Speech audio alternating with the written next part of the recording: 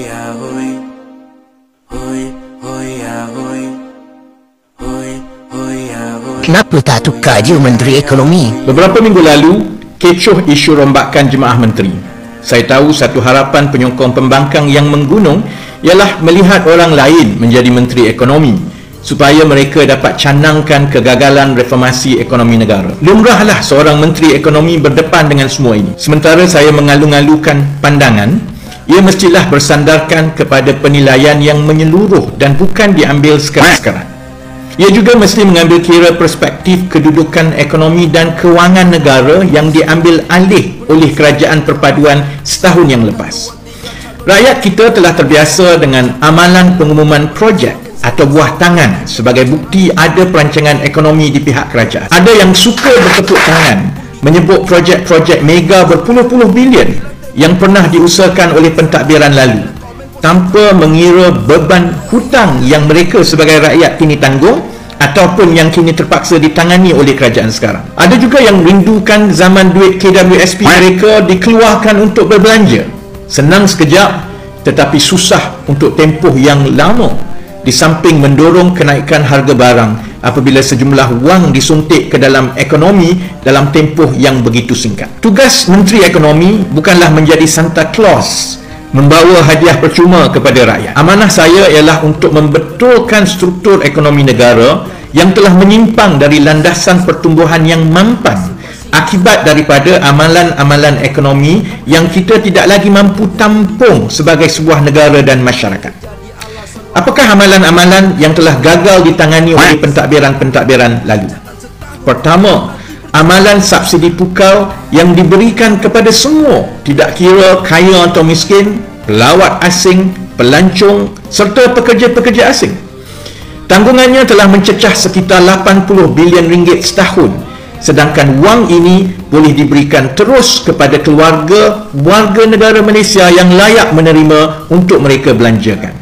Kedua, amalan berhutang dan menggagau apa-apa tabung yang ada asalkan kerajaan pada ketika itu boleh dilambung seperti Santa Claus, defisit yang berterusan tinggi, dividen dari Petronas yang diambil tinggi setiap tahun, membelanjakan tabung amanah rakyat tanpa ada rancangan untuk mengurangkan hutang kerajaan. Ketiga, pergantungan kepada pekerja asing yang telah mencecah 2.5 juta orang, itu yang didokumenkan, yang tidak didokumen lebih tinggi dari itu, yang akhirnya menyempitkan ruang pekerjaan kepada warga negara kita.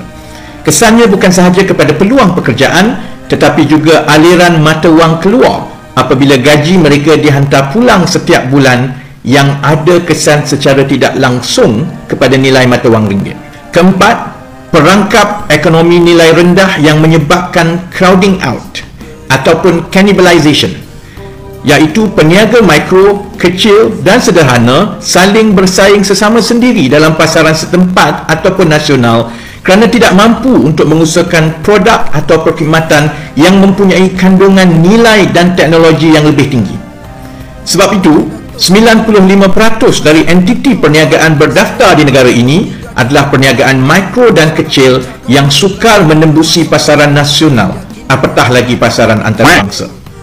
Kelima, pertumbuhan gaji pekerja yang tidak selari dengan kenaikan harga barang yang menyebabkan rakyat terdedah kepada risiko kenaikan kos sara hidup apabila ada gangguan bekalan dalam bentuk harga ataupun penawaran barangan dan perkhidmatan. Saya tahu saya akan terus menjadi sasaran serangan pembangkang kerana ia perkara yang termudah untuk mereka. Saya juga tahu tanggungjawab saya untuk terus memberi pencerahan supaya saya sendiri dapat meyakinkan rakan-rakan saya dalam jemaah menteri untuk tidak mengambil jalan pintas seperti pentadbiran-pentadbiran lalu dan lari dari menyelesaikan masalah-masalah pokok begini. Fokus kepada reformasi ekonomi jangka sederhana dan panjang ini sangat penting. Menteri akan datang dan pergi, kami berkhidmat atas peluang yang diberikan rakyat dan ditentukan Allah. Amanah saya sebagai seorang menteri ialah untuk membantu mengeluarkan Malaysia dari jerat-jerat struktur ekonomi ini yang dibiarkan menjala sebelum ini, supaya mereka yang datang selepas saya tidak perlu bergelumang seperti sekarang.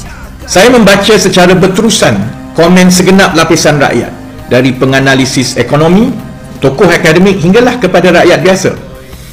Ada yang mengambil jalan mudah hanya menceritakan sekerat-sekerat Dan pandangan begitu senang dilambung, terutamanya oleh warga maya yang cenderung kepada pembangkang. Namun banyak juga yang memahami tugas berat membetulkan struktur ekonomi negara ini.